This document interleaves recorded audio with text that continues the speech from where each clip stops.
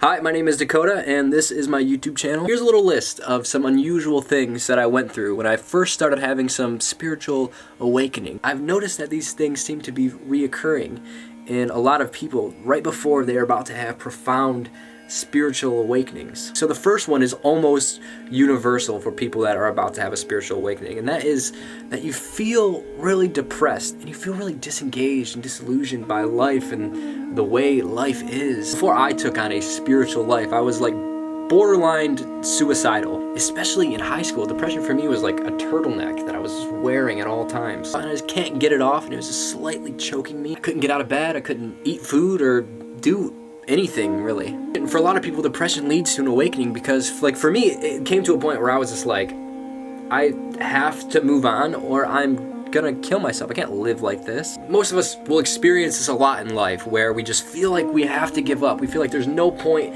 in going on, and then for whatever reason, by some divine intervention, we find some lesson hidden down there on the ground wherever we have fallen, and eventually we start rebuilding and reconstructing ourselves. A new version of ourselves emerges. A new version that is full of self-love and empowerment. The second thing that I noticed happened to me and happens to a lot of people is that you have an overall nihilistic and apathetic view towards the world. For me, depression was the main thing that led me to having a nihilistic perspective of the way the world works. I was like, I'm gonna die. Why should I suffer and fall victim to this scam of life when I'm just gonna die anyway? This life is a joke and we are all just the punchline, and I'm not falling for it. Every breath I take is one step closer to death, and I'm basically forced to live in a culture and a society that I fundamentally disagree with. I find this to be a really common theme between people that are about to take their spiritual life serious. So when you feel disillusioned with life,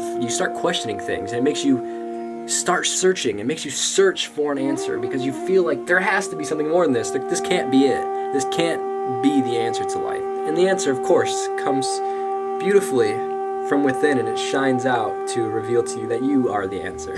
So don't worry, there is more to life. The third thing that I realize is that people just start dropping out of your life. I think there comes a point in life where we realize that sometimes the people we surround ourselves with aren't the best for our growth. Let's be honest, they're not always the best people for us to be around. As you grow spiritually, you'll find that these people, you just don't resonate with these people anymore. This is what happened with me and a lot of my old friends. It just became toxic. As you progress and advance spiritually, you'll notice that people just naturally start falling out of your life. And then the fourth one that I realized, this one's a little bit more mystical and more exciting. When you are on a genuine spiritual path, it seems like animals are more open around you. Animals that are typically cautious around others feel more comfortable and more at ease around you. You know when you're around a boyfriend and girlfriend and they're fighting, and you can sort of tell, even if they're like pretending to be happy and they have a smile on their face, you can tell that something is going on between them because the energy is just off. Maybe animals are more sensitive to this sort of thing, and when you are genuinely on a path, you are radiating some sort of